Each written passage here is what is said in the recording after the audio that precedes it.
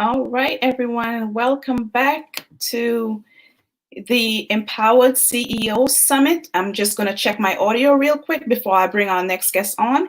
My name is Janelle Pierre, and I am sitting in for the amazing Nikki Connor while she takes care of some personal business today. But as usual, business is going to continue, okay? So, all right, let me just sign into Facebook really quickly, check my audio before I bring on the next guest. I hope that everyone has been enjoying the conference so far. I know I have learned a ton of stuff, and I am so excited to be a part of this right now. So give me a few more seconds while I check my audio before I bring on the next guest. All right. I have learned a ton of stuff. All right. I am live. I can hear. Everything sounds good. And let me take this time now to introduce our second guest of the day. Her name is Miss Tracy, and she is absolutely amazing, and she's going to give you so much information that is going to be so beneficial to you. So just let me give you a little bit, tell you a little bit about her before I bring her on. So Miss Tracy is the CEO of Change to Come, where she has her own nonprofit helping women. She also consults nonprofits on how to start to being fully funded, becoming the go-to person for nonprofit organizations. All right, so if you're thinking about starting a nonprofit, Miss Tracy is your person, and I'm bringing her on the live right now.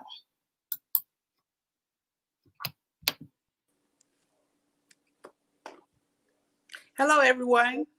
My name is Tracy. I am a nonprofit consultant. So just to let you know, first of all, I want to thank Nikki for doing the summit and putting this on. Nikki is truly amazing. So before I became a nonprofit consultant, I was an accountant. So I worked in the accounting world in the corporation for over 25 years.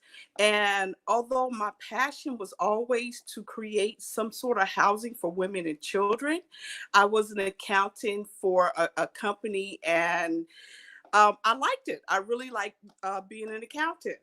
So my job was getting ready to go away, and I needed to figure out what I was going to do. I didn't want to continue to climb the ladder of being an accountant. So since my passion was always to go back and give back to a community in which I was from, I decided I wanted to create a housing for women and children.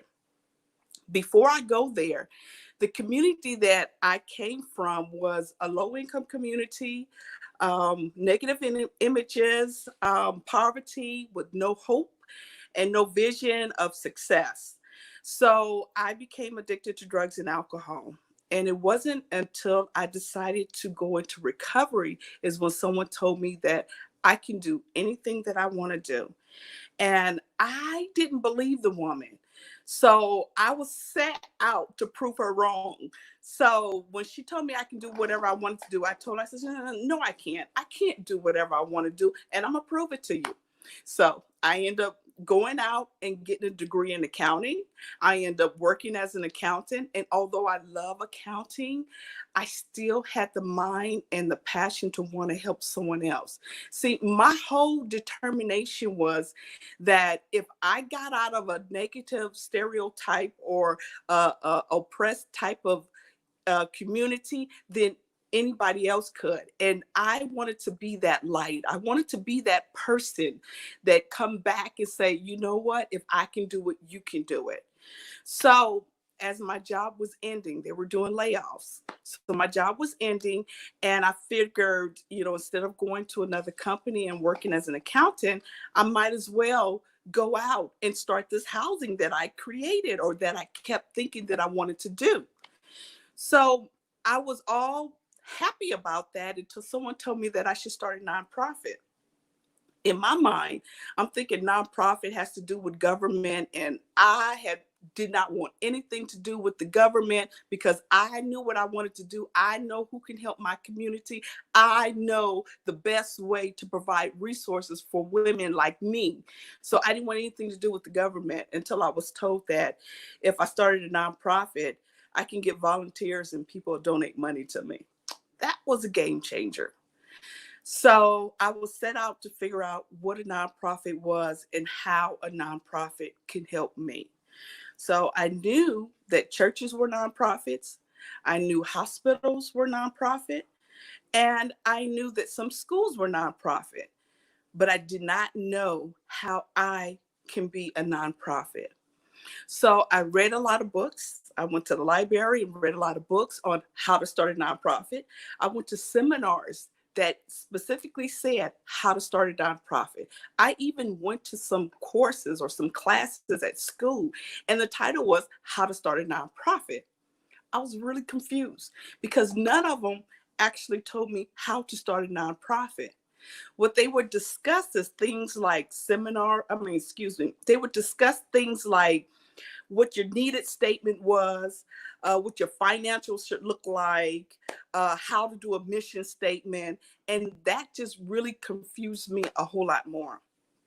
So I talked to a pro bono lawyer and I still didn't get the answer. But what I did get was he said something about an application form 1023. And because he said that, that gave me something to go with. So I looked up what the Internal Revenue Application 1023 was, and there it was. It was an application to fill out to start your 501c3 status. So I was really happy that I found a beginning. So when I downloaded the application, I looked it over, and some of the things it was asking for, I just didn't understand. Like I didn't know what the Articles of Incorporation was, and I didn't know what Bylaws was. So I had to do a lot of researching. It took me 5 years to figure out what the application was looking for and for me to figure out what it actually needed. And then it took me another 3 years to fill it out. See, in between that time, I was still working and I still had children and I had a husband. So it's not like when I got this application, I was gung-ho and I went right through it. I took my time. So just to give you a quick tip, when starting your nonprofit, the very first thing that you need to have, so tip number one, the first thing that you need to have is a name for your organization. Blew me away. I'm like, why do I need a name for a housing that I wanted to create to help people? So I understand that one. Then I was like, well, what about the name nonprofit? Nonprofit is a name, right? So I toyed with that for a while and I came up with the name Change to Come. So here's another tip. When you are researching names, if your name does not exactly say what it is you're going to do, you need a tagline. In other words, if it doesn't say Mary's Bakery Shop or Sam's Dog Grooming Area or Center, then you need to have a tagline. The name of my nonprofit is called Change to Come. The name by itself, you don't know what exactly I do. So the tagline is Change to Come, housing and support for single parents who are in recovery. So now you got an idea that I do some sort of housing with some women and they're all in recovery. So you have an idea. So when you're choosing a name, also, you can go to the Secretary of State website and do a name search. So you put your name in there and you click enter. And if no other name comes up, if it doesn't match your name, then you can use your name. That's how I got my name. So when I started going over every part of the application, there are 11 parts of this application. So like I said, the first part has to do with a name and your information. And then part 2 have to do with a lot of forms that needed to be filed. And then there was part 3 and part 4. So here's another tip. What I did is, because after I started my nonprofit and after I was going and creating and coming up with procedures and, putting everything together, people kept coming up to me and asking me, how did I do it? And can I help them? So it wasn't until about the 5th woman that I had helped with the nonprofit, I decided to come up with something different, something that would help me, because I found myself going back and trying to remember exactly what I did and how I did it. So what I did is I created a workbook, and my workbook is called Cut the Red Tape. See if you can see it. It's called Cut the Red Tape. So my workbook is created around the application form 1023. So I figured if I create this workbook to go along with the application, all you have to do is complete the workbook and you will have completed the application. So going over the workbook, the first part is section 4 of the application 1023. Part 4 asks for a narrative description detailing your past, present, and future of your nonprofit organization. That's the first section in my book. So that section wants you to detail and to describe every part of your organization. What are you going to do? How are you going to run it? Who are the people? So I usually think about the 5 W's: who, what, when, where, and why. Answer those questions. And that's what my workbook does in the first section. There are 13 pages, and it gets really detailed and asks you every part of your organization and to describe it. Here's one part that I love. So say you have a nonprofit and you're thinking about it, or you have an idea of what it's going to look like. So one of the questions I ask you is, say your nonprofit is complete. It's all done and you're standing in front and you're looking at your nonprofit. What does it look like? Describe it. What color is it? Is it a building? Is it a house? Is it a center? Is it just an event where you set up like tents and little tables and chairs in a parking lot? So describe what you see. If you're standing in front of your created organization, what do you see? Describe it. Then I ask you to walk on inside your organization and look at the layout. Describe the layout. Is it just one big empty room? Is it a house with like 5 bedrooms? Is it a hotel style building where you have someone at the front? Or is it just a closet? Maybe, maybe it's a closet where it's holding some things that you need for your event. So describe what your organization look like. Then you describe the people. What type of people are you serving? What age group are they? Where do they come from? How do you get them? And then you describe the service that you're providing them. What services are helping them with what they need? And then it's the staff. What does your staff look like? Do they need to be licensed? Do they need to be certified? Are they volunteers? So I go over every part of that. And then my favorite part is I ask, why are you the person to start this nonprofit? Here's an example. My housing is a housing for women and children. There are a lot of housing for women and children, but there's no housing like mine. And you know why? Because I'm running it. So when you think of a nonprofit, and when you think of starting one, think of creating something that just does not exist. You're creating an organization that's ran exactly like you wanted, because you know that when you run it and when you put it together, it's going to work. So that's how you have to think of this. You have to think of this as it doesn't exist and you're creating something new, because in reality you are. Even though there are other housing just like mine's, I guarantee you no other house is like mine's or is ran like mine's, because I have that special sauce to run mine's. So that's how you have to look at it, and that's how you have to go with that. So the first section is just detailing all parts of your organization. Why are you the person, your staff, and it's very detailed. And when you're finished with the first section, it should be 3 to 4 pages long. And we want to make it 3 to 4 pages because we want direct answers to the questions I ask you. So we don't want to make it a book. We don't want to impress nobody. We want to give the answers that is going to help let the people in Internal Revenue know that you know what you're doing. And that's another thing too. The first part also helps you visualize what you want to do, and it makes you convinced or confident that you can do it, because you start seeing it and you start materializing the first part. So then we move on to the second part, the second section of my workbook, and it has to do with all the forms you're going to need to fill out the application. So you're going to need the articles of incorporation, you're going to need the bylaws, the board of directors, and the what is that? The conflict of interest.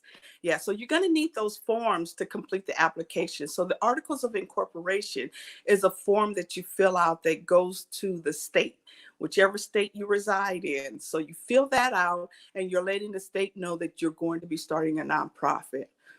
On the articles of incorporation, one section of that says, what is your purpose? And before we fill that out, I usually take you through a mission statement. And a mission statement answers your purpose. And your mission statement is a good guidance to have when you're starting any business. It can be a for-profit or nonprofit. And I tend to believe that most business that has a mission statement, they usually last longer because they hold on to the mission statement when they're walking in their walk. And a mission statement is simply, what is it that you're doing? And because you're doing it, what is the intended outcome? So you answer that. It's usually 2 sentences, like I have a housing and we do some things like life skill counseling and job training. And the intended outcome is when they leave, they'll be independent people and they'll be able to empower their children to move forward. So that's the intended outcome. So your mission statement is really something that you can hold on to when your business is not doing so well, but you don't want to give up. So mission statement is really powerful to have. So then we have our bylaws. Our bylaws are a set of rules that are set up by the board of directors, but at the beginning, you're the one setting up the bylaws. So the bylaws are governing rules that are rules for the board as far as how to hold a meeting, how the organization is going to be ran. It has roles and responsibilities of who's doing what. And it also talks about voting privileges and how that works. So then we have the board of directors. The board of directors are people that you assign to the board, and they are over the bylaws. Usually they sign off on the bylaws before it's admitted into the corporate law, your nonprofit law. So they sign off on this, but the board of directors are the ones who uphold the bylaws. Before you decide to get a board, you're going to have to ask yourself, what type of board do you want? Do you want a governing board? Do you want an advisory board? Or do you want a working board? A governing board is someone who just fully controls your organization, and you really can't do a whole lot unless they tell you to or they say you can't. Advisory board is you being the CEO, you may say, look, this is what I need to do. How's the best way to do that? And they will give you advice based on your mission statement that you set up and based on what you want to do. Then there's the working board, and the working board are people who are on the board, but they also work in your organization right alongside you. So those are some of the things you're going to have to answer. And I just like to say, though, when you're setting up your nonprofit, just remember, you're setting up the bylaws at the beginning. You create a board, you create the mission statement, and your board of directors are responsible for helping you keep up with the mission statement that you set up. They help you stay in line with the bylaws that you set up, and they help you run the organization that you created. So really, it's a group that's in line to help you stay on track. After that, we have the conflict of interest. The conflict of interest is a form that says that you're going to run your organization in an ethical manner. So some examples are, if your building needs to be painted, or if you need to hire a contractor and someone on your board is a contractor or is a painter, you can't just hire them to do the job. You have to get 3 quotes. You can't tell that person what dollar amount that they came up with, but you have to do it the right way. Get 3 quotes, include their quote, and then pick the lowest bidder or the lowest person who gave you the quote. Or another thing, board of directors are people who fundraise and donate. So if a board member donates to you or to your organization $25,000, you can't kick them back like $1,000. That's unethical. You can't do it. And that's what the code the conflict of interest does. It keeps you in line with running your business in an ethical manner. So that's section 2. And that's usually easy. When you do the first part 1, where you're doing the narrative description and detailing everything out, the rest kind of just goes. So then we go to section 3. Section 3, I ask you to download the application form 1023.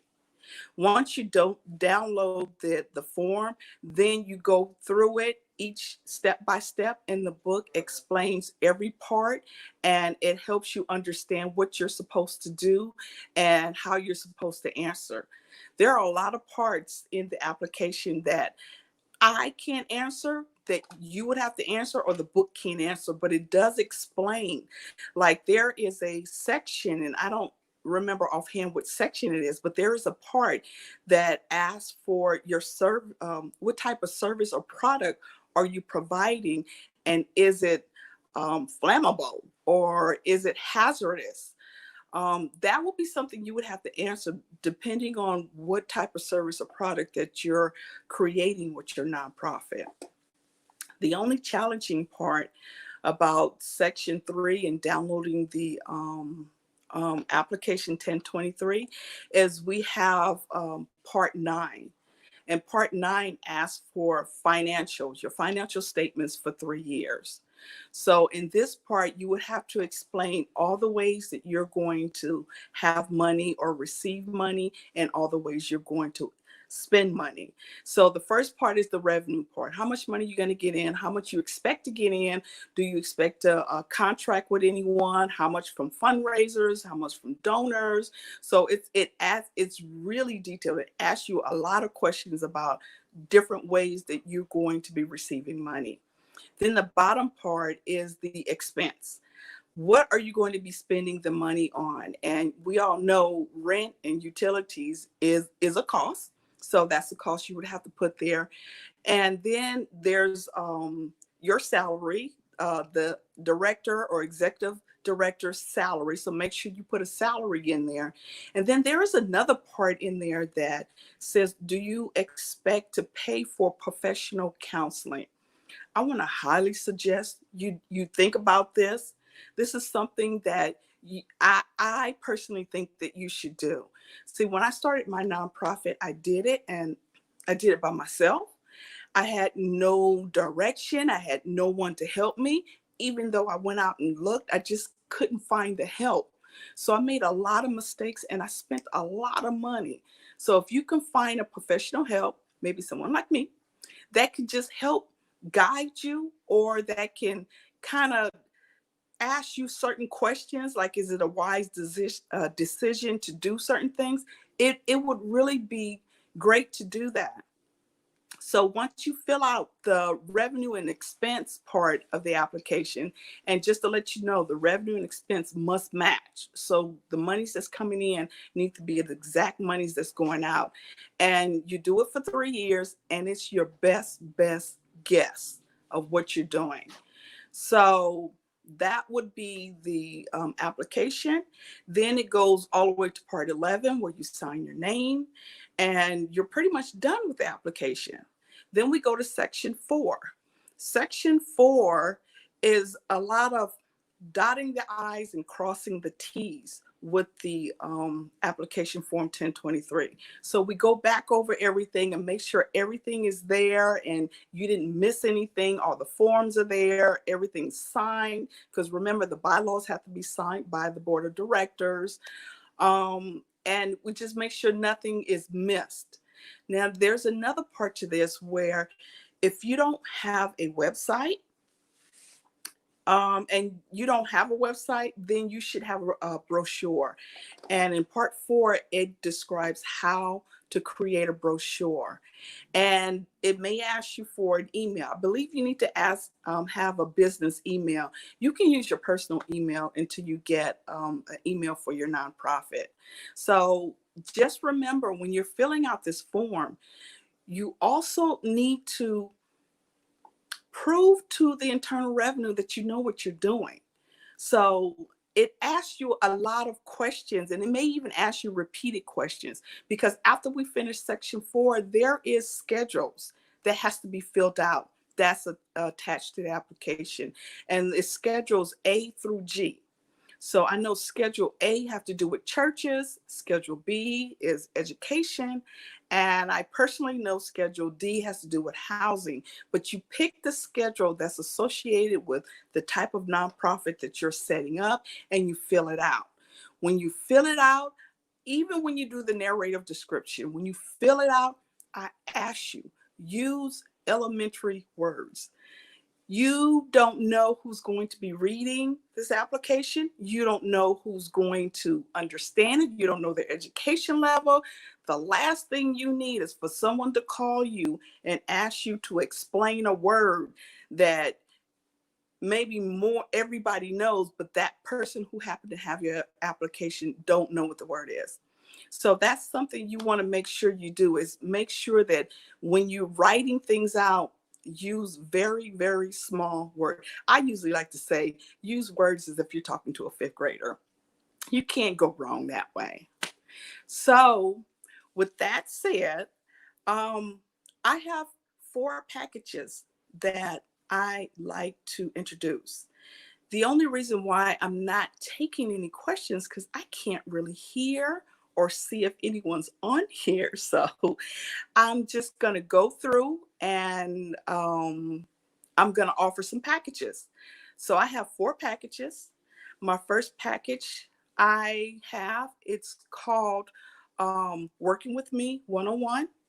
What that is I offer a Zoom meet once a week. You pick the day, and we get on Zoom, and we go through my workbook, and we go through what you want for your nonprofit.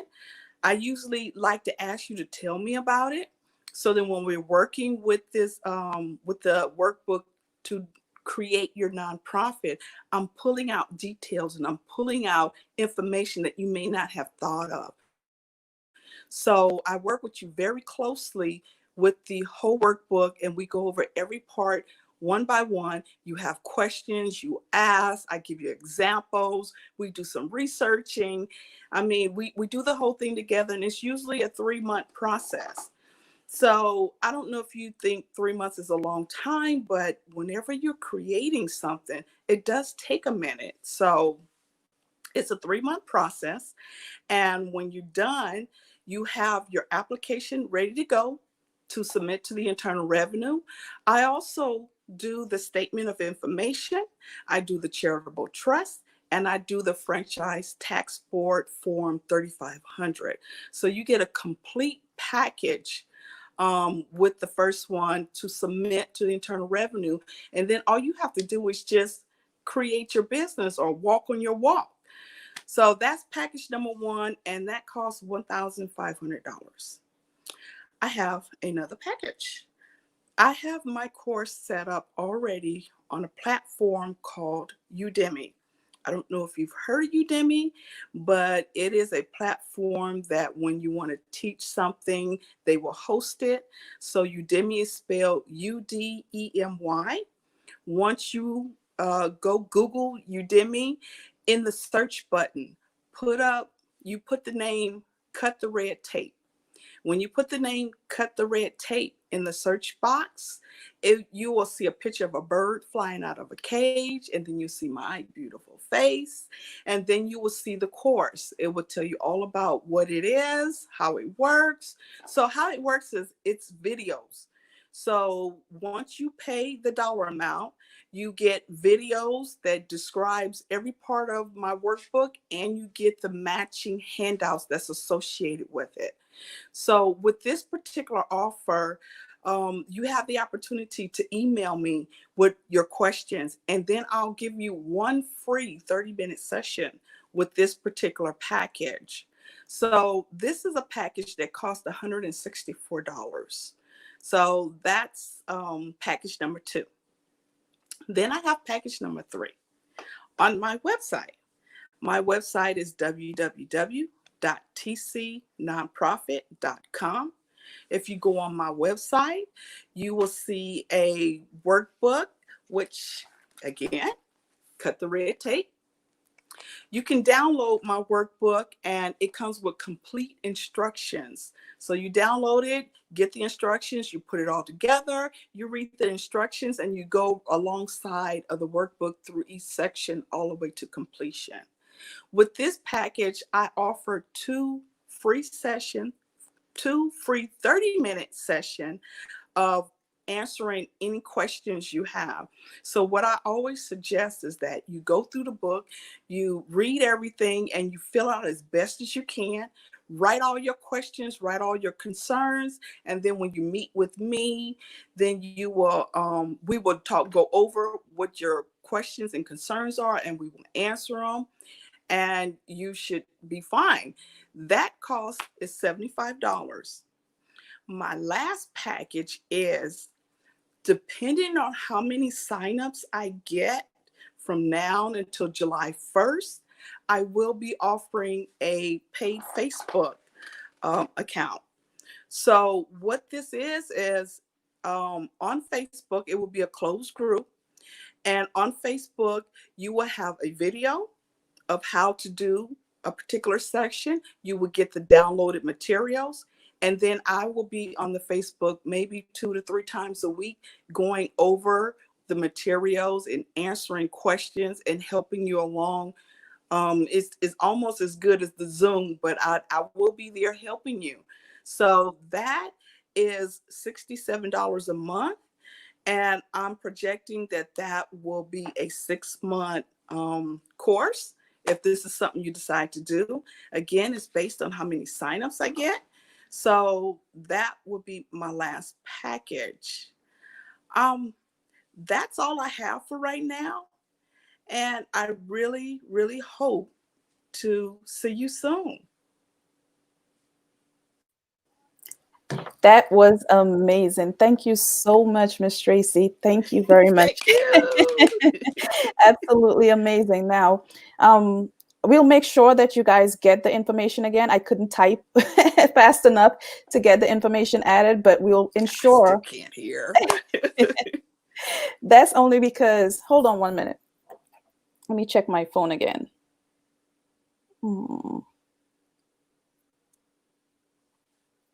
Check my phone. Yo, Facebook be tripping. Okay. Let me make sure I can hear myself.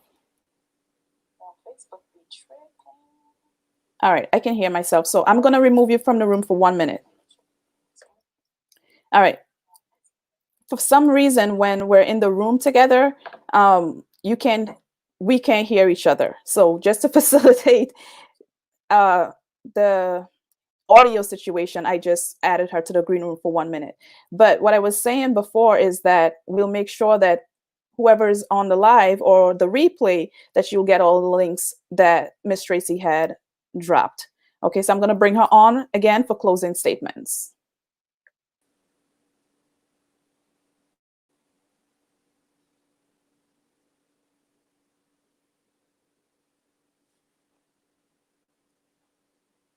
I'm in the show, so I don't know what I'm supposed to be doing. Hi, everyone. Hey. I was trying to get. Can't hear. Okay. For some reason, our audio is just going a little bit wonky, but I wanted her to give her closing statements and any final words she wanted to say, but I cannot communicate that with her. So I'll have her added to the comments. All right, you guys. So we will be back at 6 p.m. Eastern, which is 3 p.m. on the West Coast or Pacific time.